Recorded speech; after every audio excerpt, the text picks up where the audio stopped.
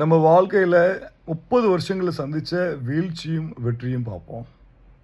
1970லேருந்து 90களில் வாங்கின நிலங்கள் ஒரு ஏக்கர் ரூ. 1000 லட்சங்கள்லேயே முடிஞ்சிருச்சு. ரூ. 1,00,000 ஏக்கரே கிடச்சிருக்கும். இப்போ இந்த 30 வருஷம் டைம் கேப்பில் கோடிகளில் மாறி யாராலையும் வாங்க முடியாத சக்தி வாய்ந்த பலமான இடமா மாறியிருக்கு. அதே ரூ. 1000 விளைநிலமாக வாங்கின ஒருத்தவர் அவர் செலவு பண்ண மூளை எதிர்கால பயணமா இல்லை சும்மா கிடக்கிற லேண்டு வாங்கி போட்டுருவோமே, ஒரு லேண்டு வாங்கினா தான் பெரிய ஆள் ஆக முடியுன்றது யோசனை பண்ண நிறையா பேர் தமிழ்நாட்டில் இன்றைக்கி பெரிய கைங்க. பிடிஆர் தியாகராஜன் அவர்களுடைய அப்பா பெரிய ஜமீன்தார்னு கேள்விப்பட்டிருக்கேன். நிறைய ஏக்கர்கள் இருக்குது. மிகப்பெரிய ஃபேமிலிஸ் எல்லாருடைய விளைநிலைகளும் அதிகம். லேண்டு தான். இந்த லேண்டு இன்றைக்கி வாங்குறவங்க 50 வருஷம் கழிச்சு அவன் தான் ராஜாங்கமே பண்ணுவான். சரி சார், நாங்கள் எப்படி அப்கமிங்காக இருக்கோம்? 18 to 25 ஏஜ் தான் இருக்குது, 35 ஏஜ் தான் ஆகுது. எப்படி இந்த லேண்டெலாம் வாங்கிட முடியும்?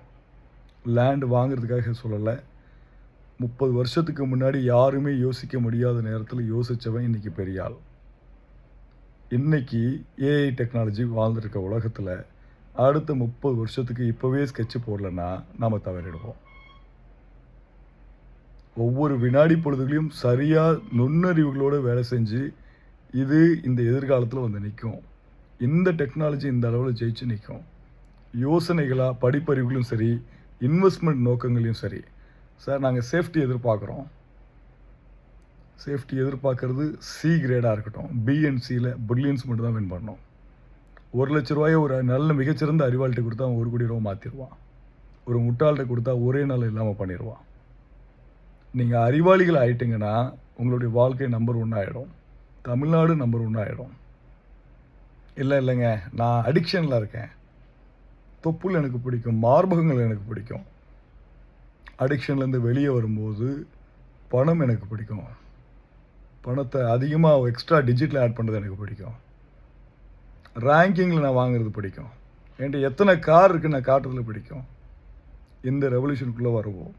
அடிக்ஷனை நவுத்திடுவோம். எதிர்கால வளர்ச்சியை கால்குலேட் பண்ணி இன்றைக்கே ஸ்கெட்சு போடுங்க. ரொம்ப நுண்ணிப்பாக போடணும், சாதாரணமாக போட்டக்கூடாது. நான் சொல்கிற பதிவுகள் கேவலமாக இருக்குது அப்படின்னு நினச்சிங்கன்னா கிடையாது.